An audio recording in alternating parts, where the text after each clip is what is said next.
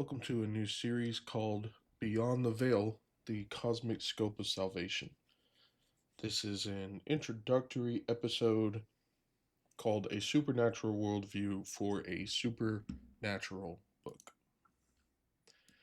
We like to think that we read the Bible exactly as it was written. We open the text, we read the words, and we assume that our modern brains are perfectly capturing the original intent of the authors. But the truth is, most modern Christians read the Bible like functional atheists. We've inherited a postmodern materialistic worldview. Because of the Enlightenment and the scientific resolution, we assume that the physical, observable world is all that really matters. We obsess over the search for the historical Jesus. We treat the Bible as if its only value lies in what can be historically known as fact. We dig for archaeological proof of every king and every battle, and we assume that if we can just prove that the physical events happen, that we've successfully defended the faith. Then we treat the Bible like a textbook that we can simply extract a religion from. But the ancient reality is the exact opposite. Religion is not derived from a text. The text derives from a real, lived, supernatural experience of God that was handed down through ritual, art, and community. Reducing the biblical text to mere historical data strips the scriptures of their power. The biblical authors didn't write secular history books, they wrote theological history. They weren't just recording what happened on the ground, they were revealing the cosmic realities happening in the unseen realm. The events that take place in the spiritual and physical realms often have consequences in both. And that is something that Scripture itself reveals, yet we don't even realize it. And so, by filtering the Bible through the limits of modern historical criticism, we reduce a cosmic supernatural revelation into a dry list of political events and moral fables. When we encounter the supernatural elements of the Bible, we treat them like embarrassing ancient superstitions. We make the scriptures more palatable and accessible to a scientific age by stripping the words of their supernatural meaning. We reduce miracles to simple metaphors. We reduce demons to primitive diagnoses of mental illnesses. We reduce cosmic warfare to localized human politics. I mean, for instance, when the Apostle Paul writes about the rulers of this age who are being brought to nothing in 1 Corinthians chapter 2, modern readers almost universally assume that he's talking about corrupt politicians like Caesar or Pilate. But Paul isn't even talking about people. He's talking about the fallen spiritual entities that are governing the pagan world. And when we import these materialistic presuppositions into the text, we blind ourselves to the actual story that the biblical authors were telling. And so, if we want to understand the cosmic scope of God's story of salvation, well, we have to dismantle our own modern views and adopt the worldview of the gospel writers. We have to read the Bible like an ancient. The worldview of the apostles was heavily shaped by Second Temple Jewish literature, particularly books like First Enoch and Jubilees. These texts provided the early church with their primary theological framework for understanding the origin and proliferation of evil. In the modern West, we usually blame all the evil in the world on a single event, which is Adam and Eve eating the fruit in the Garden of Eden. But the ancient Jewish and early Christian worldview actually recognized three distinct falls. And the most devastating of these, actually, and the one that resulted in the overwhelming demonic reality of the ancient world, is detailed in First Enoch. The main importance of First Enoch lies in its expansion on the somewhat strange narrative that's found in Genesis 6. It details how a group of high ranking officials, known as the Watchers, rebelled against God.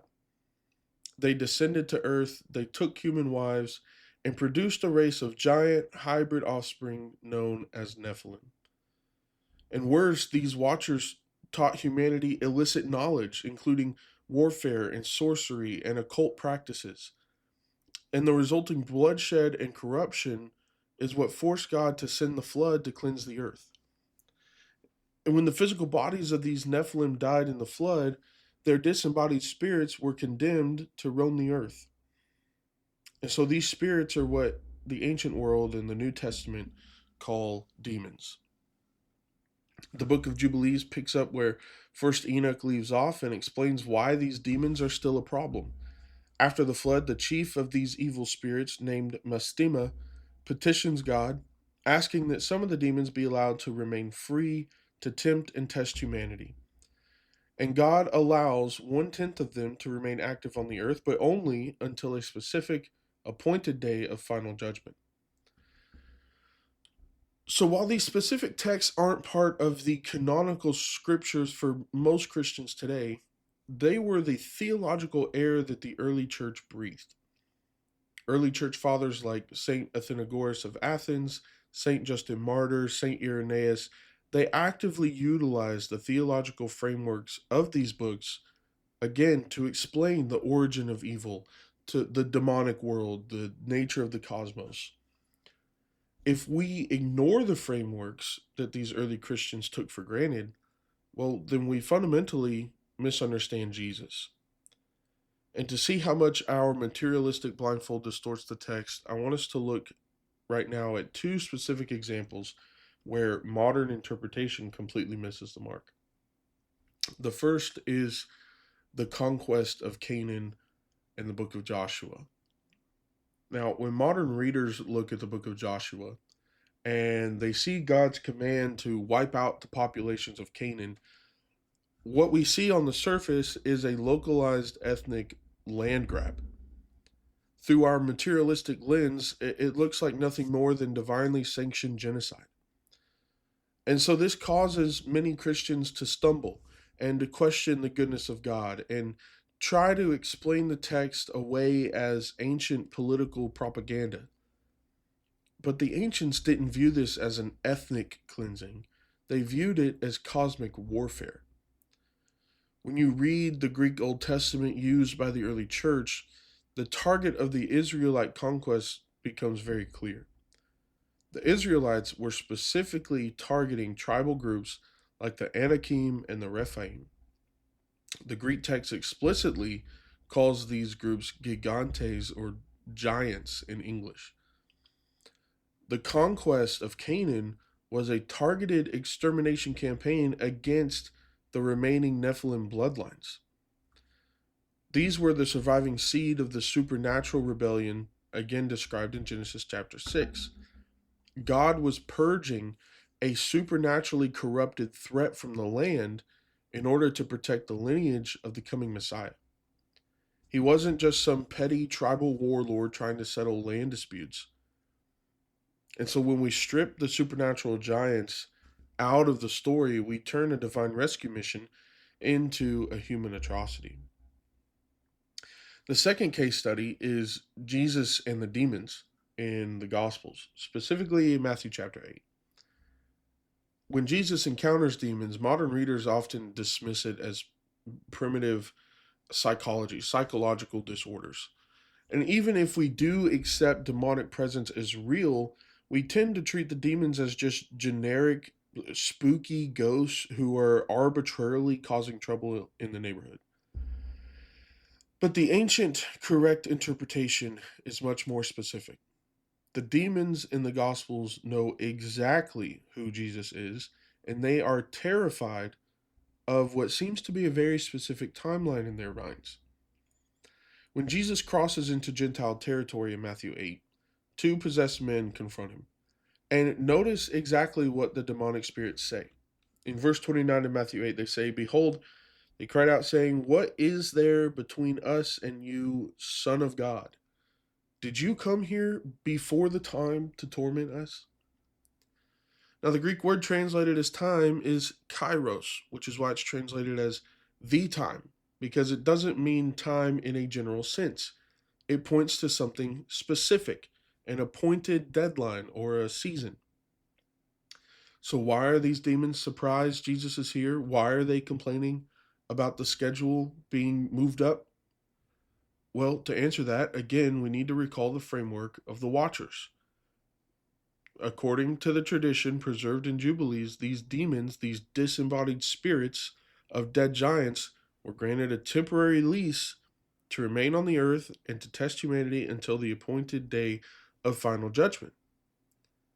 These demons were familiar with the schedule. They knew they had a lease on the earth, and they're panicking in Matthew 8 because the Son of God has invaded their territory before the time to begin the reclamation of the cosmos. So Jesus isn't just performing random acts of healing, he's a divine warrior triggering the apocalypse for the powers of darkness. So again, we cannot understand the story of salvation if we insist on stripping the supernatural out of it. We must lay down our modern arrogance, stop trying to make the text accessible, and just submit to the ancient spirit filled mindset of the early church. Only then does the Bible open up into the brilliant cosmic rescue mission that it truly is. So, welcome to our series Beyond the Veil, the Cosmic Scope of Salvation, where we're going to trace the grand narrative of God's redemptive work from eternity past through the proliferation of evil in the world and all the way to the final restoration of the cosmos.